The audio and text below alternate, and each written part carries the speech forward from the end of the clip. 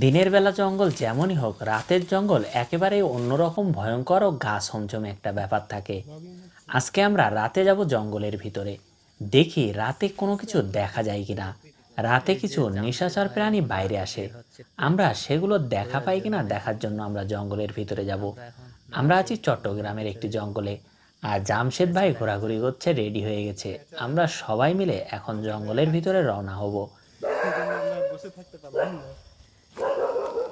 আমার এতে কাজ হবে কিনা জানি না। আমাদেরকে নিয়ে যাবে নাহিদ ভাই। নাহিদ ভাইয়ের কাছে আছে থার্মাল ক্যামেরা। আর এই থার্মাল ক্যামেরা দিয়ে রাতেও কিন্তু পশু পাখি দেখা সম্ভব। তবে একটা ভয় হচ্ছে সাপ। রাতে সাপের ভয়টা একটু বেশিই থাকে। রাতে একেবারে অন্যরকম গা ছমছমে একটা ব্যাপার। আমরা অন্ধকারের ভিতরে আস্তে আস্তে এগিয়ে যাচ্ছি।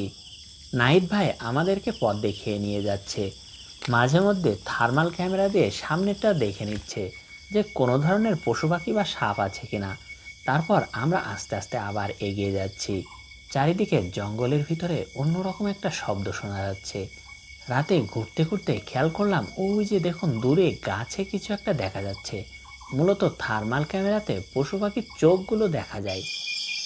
এগিয়ে গিয়ে লাইট মারতেই দেখা পেলাম এটা হচ্ছে গেকো। এর ডাকটা সত্যিই অসাধারণ। আমরা যে রুমে আছি তার পাশে এটা ডাকাডাকি করে। খুব সুন্দর একটা ডাক।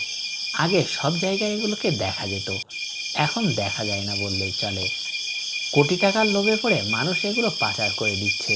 এই সুন্দর গেকোটাকে দেখে খুবই ভালো লাগছে। রাতে এরা বেশি দেখা যায়, দিনের বেলাও দেখা যায় না তা না, দিনের বেলাও মাঝে মধ্যে দেখা যায় এদের। আমরা এই গেকোটাকে দেখে একটু জঙ্গলের ভিতরে যাব। দেখি কোনো ধরনের নিশাচর প্রাণী বা অন্য কিছু দেখা পাই কিনা। তবে রাতে কিছু পেঁচাও বের হয়। চারিদিকে কিছু পেঁচার ডাকও শুনতে পেয়েছি, কিন্তু আমরা এখনো পর্যন্ত তার দেখা পাইনি। নাহিদ ভাই সামনে যাচ্ছে আর আমরা পিছু পিছু। রাতে জঙ্গলের ভিতরে যাওয়ার একটা ইচ্ছা ছিল, আজকে আমাদের সেটা পূরণ হয়েছে। আমরা ভয়ে ভয়ে নাহিদ ভাইয়ের পিছু পিছু যাচ্ছি। দেখি অন্য কিছু দেখা পাই কিনা।